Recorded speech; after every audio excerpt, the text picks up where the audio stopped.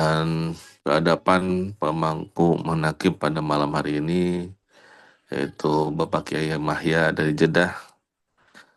Mari kita doakan beliau beserta keluarga besarnya agar senantiasa ditambah-tambahkan rezeki halal yang melimpah ruah. Dan juga kehadapan para petugas yang telah melaksanakan tugasnya pada malam hari ini, mari kita doakan agar senantiasa diistiqomahkan. Begitupun kita semua agar senantiasa diistiqomahkan dalam setiap amalan kita semua. Baik Bapak dan Ibu sekalian, pada malam hari ini saya mencoba menyampaikan hikmah yang saya dapatkan ketika kemarin menjalankan ibadah haji.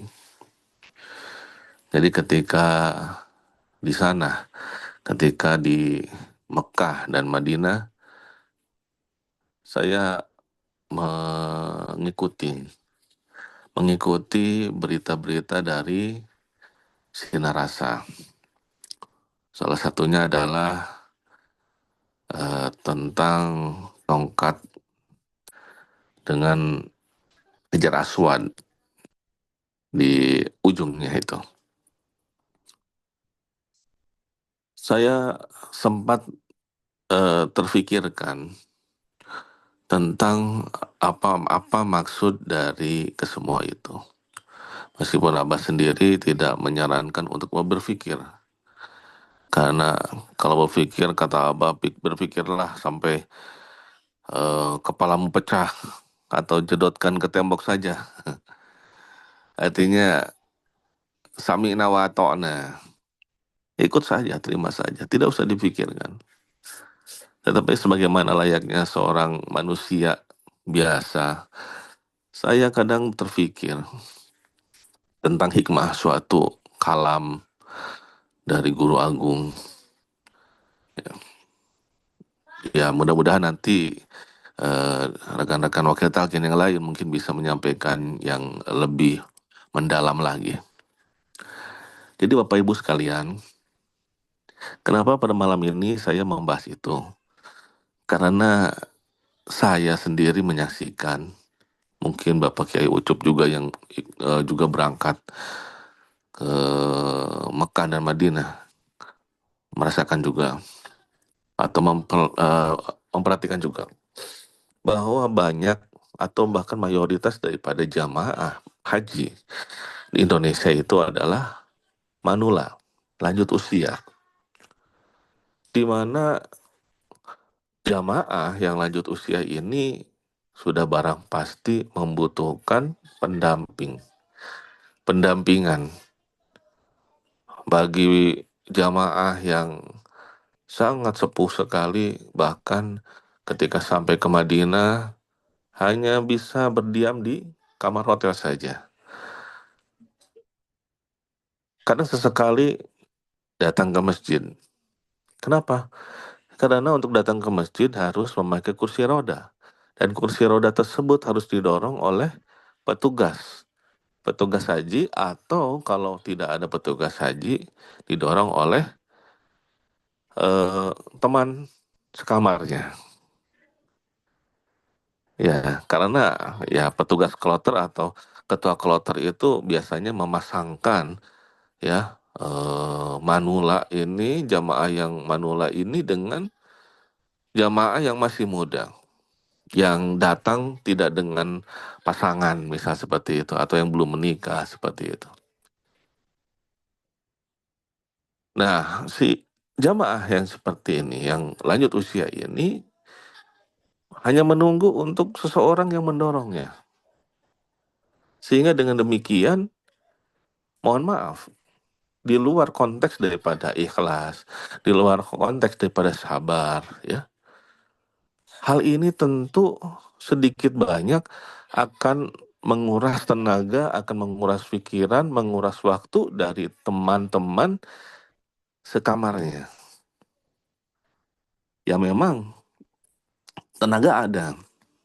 Mungkin mereka pun tidak berkeberatan. Akan tetapi bukankah mereka juga harus memperhatikan rukun-rukun dan wajib haji yang juga mereka sedang laksanakan sekarang?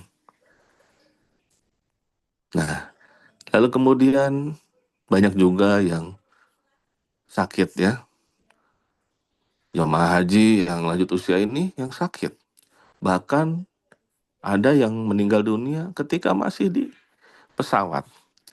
Yang mana semua ini menjadi pemikiran dari pemerintah Arab Saudi, menjadi sorotan pemerintah Arab Saudi terhadap kemampuan Indonesia dalam men-screening jamaah yang berangkat. Mereka maunya jangan sampai yang berangkat ini adalah yang tua dan yang sakit. Terlepas dari berbagai penilaian panitia haji di Indonesia, ternyata hal tersebut menjadi sorotan bagi pemerintah Arab Saudi. Nah, apa hubungannya ini dengan tadi yang saya katakan, Hajar Aswad yang berada di mana Sinar Rasa? Jadi begini, saya terpikir bahwa ini harus ada yang meluruskan tentang pola pikir, tentang mindset haji di seluruh muslim di Indonesia. Memang wajib, menjadi kewajiban untuk berangkat ke Tanah Suci bagi seorang muslim yang sudah mampu. Akan tetapi kata mampu ini menjadikan seseorang ini menjadi ambigu. Mampu secara finansial, tetapi seringkali dalam beberapa kasus dan banyak kasus mengesampingkan mampu secara fisik. Seperti halnya tadi contoh yang saya sampaikan. Mampu secara finansial, itu pun sebetulnya karena dibantu oleh dana talang dari bank, semua orang menjadi mampu. Hanya dengan setor uang muka 25 juta, lalu kemudian sudah mendapatkan porsi, sudah menjadi calon jemaah haji. Apakah itu dikatakan mampu secara finansial? Belum tentu. Karena mampu secara finansial itu bukan hanya biaya ongkos naik haji saja, tetapi adanya biaya untuk keluarga yang ditinggalkan, adanya nafkah-nafkah untuk istri yang ditinggalkan, bahwa mampu secara finansial itu ada tidak mengesampingkan dari keadaan rumah tangga yang ditinggalkan. Begitupun juga dengan biaya hidup ketika di Tanah Suci. Jadi mampu secara finansial itu seperti itu. Belum lagi mampu secara fisik. Nah, ini yang menjadi permasalahan. Ketika orang daftar sekarang, lalu kemudian mendapatkan porsi untuk 20 tahun, 30 tahun ke depan, maka tentu fisik akan sangat jauh berbeda. Ketika daftar, masih muda. Tetapi ketika nanti pada saatnya dipanggil, sudah sepuh, sudah mengalami berbagai keterbatasan. Nah, ini yang banyak terjadi pada jamaah Indonesia. Maka dengan demikian, ada seorang Ustadz Irwandi ya, yang menyatakan cukup kontroversial bahwa kalau misalkan daftar tunggu sedemikian panjangnya, maka itu haji itu tidaklah menjadi wajib, tidak lagi menjadi wajib. Kenapa? Bukan secara syariat, ini kita tidak bicara syariat, tetapi tadi itu, ketika jatuh 30 tahun kemudian, lalu kemudian fisik ternyata tidaklah mampu lagi untuk melaksanakan ibadah haji. Nah, tetapi permasalahannya, mindset tadi yang saya katakan, mindset dari Muslim Indonesia itu adalah biarkan saya berangkat, apapun yang terjadi di sana, walaupun itu meninggal di sana, biarkan saja. Nah, mindset seperti itu yang ternyata membebani juga pemerintah Indonesia karena menjadi sorotan pemerintah Arab Saudi kemarin, sehingga ada wacana akan memangkas 50% kuota dari haji tahun depan. Nah, inilah mindset seperti ini. Bagaimana mindset ini dirubah agar semua orang yang akan berangkat haji itu memperhatikan kemampuan. Tidak hanya secara finansial, tetapi kemampuan secara fisik. Kalau mental saya acungi jempol. Karena apa? Karena di jamaah Indonesia itu mentalnya itu paling kuat. Meskipun sudah sepuh, sholat di atas kursi, ya, atau bahkan mereka orang Indonesia tuh sebetulnya jarang untuk memakai kursi. Meskipun sudah sepuh, meskipun kaki misalkan ada radang sendi, tapi mereka sujud, mereka ruku dibandingkan dengan jamaah negara lain memakai kursi. Sa'i tawaf memakai mobil. Kalau secara semangat saya acungi jempol. Tetapi fisiknya tadi itu bagaimana supaya tidak menjadi membebani petugas dan juga teman sekolotornya. Nah, mindset inilah mungkin yang ingin Abah Awas itu luruskan. Abah sudah sering kali menyatakan bahwa untuk jadi haji itu mudah, ada duit langsung jadi haji. Tetapi haji jadi, cukup dengan talqin haji jadi. Lalu kemudian beberapa waktu berikutnya ada statement dari Abah bahwa air zam-zam, air siraya itu adalah air zam-zam. Maka sebelum minum bacakanlah doanya. Ada doanya. Lalu kemarin ada Hajar Aswad. Apa ini maksud dari semua itu? Nah, jadi kalau yang saya pahami adalah Abah ini berusaha mendekatkan Mekah Madinah, ya, untuk para murid-muridnya yang belum mampu, belum ada tiudnya. Abah kasihan bagaimana ini para jamaah semua muslim ini mereka ingin untuk berangkat tetapi tidak mampu secara tiudnya. Tiud itu duit, ya, tidak mampu tiudnya. Dari mana mereka bisa berangkat? Ya, tampak tidak adil, ya. Tampak tidak adil. Ada yang dimampukan, ada yang tidak. Tapi ya begitulah. Ada yang mampu secara finansial, ada yang tidak. Yang mampu bisa berangkat, yang tidak mampu hanya berdiam diri di Indonesia. Abah, Abah membesarkan hati murid-muridnya bahwa Anda itu, murid-muridku itu sudah mendapatkan talqin zikir, maka Anda ini sudah menjadi haji jadi. Membesarkan. Membesarkan ini bukan dengan pepesan kosong, tapi benar-benar sudah menjadi haji jadi. Nilai-nilai dari ibadah rukun haji, wajib haji itu sudah direguk, sudah dimakan, sudah diminum oleh murid-muridnya. Sebagai contoh, bagaimana wukuf itu. Wukuf itu bagi murid-murid Abah Awas, bagi para ikhwan itu, ya, wukuf itu setiap sholat. Sudah sholat itu wukuf, ya, wukuf tawajuh.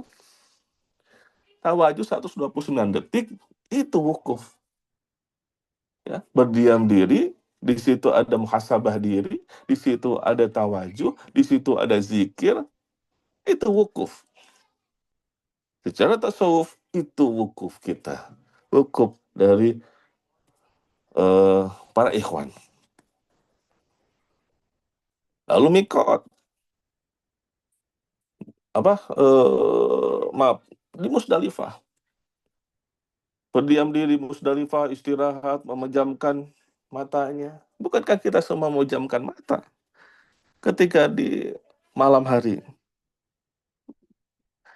Lalu banyak sekali hikmah-hikmah yang mungkin tidak bisa saya sampaikan pada malam hari ini. Tetapi Abah membesarkan hati jamaah ikhwan-ikhwan ini bukan dengan pepesan kosong. Bahwa nilai-nilai ini, nilai-nilai haji itu sudah kita reguk semuanya dengan talqin zikir. Maka dikatakan haji jadi. Kalau jadi haji mah semua orang yang punya duit saja yang bisa berangkat. Tetapi dengan talqin, semua orang punya duit atau enggak, haji jadi. Orang tua, orang muda, haji jadi. Orang sehat, orang sakit, bahkan sekarat, haji jadi. Nah, kalau bahasa Sundanya mah, kalau bener-bener pengen-pengen banget mah, kalau bener-bener harus-harus mah, datang aja ke Sinarasa. ada zam-zamnya, ada hajar aswadnya. Nah, hati-hati, jangan sampai terkecoh, jangan sampai nanti dijungkir balikan statement saya ini bahwa tidak perlu berhaji. Bukan, bukan seperti itu. Kata Abah, kalau sudah ditalkin, syarat satu, gitu. Syarat duanya, sudah punya duit, wajib haji. Tapi bagi yang tidak punya, yang sudah ditalkin, tapi tidak punya duit, jangan kecil hati. Jangan kecil hati, datang ke Sinarasa, rasakan bagaimana berhaji itu. Rasakan bagaimana berhaji itu. Maka insya Allah, ketika Allah mampukan secara finansial, Allah mampukan secara fisiknya untuk berangkat ke dua tanah haram itu, berangkatlah. Tetapi kalau tidak, jangan berkecil hati. Datang ke Sinarasa. Rasakan, rasakan bagaimana berhaji itu. Nah, jadi kalau belajar tasawuf itu kan kita belajar hikmah. Apa hikmah daripada haji? Ya, nah, nanti mungkin suatu saat nanti kita bongkar lagi bagaimana hikmahnya berhaji itu.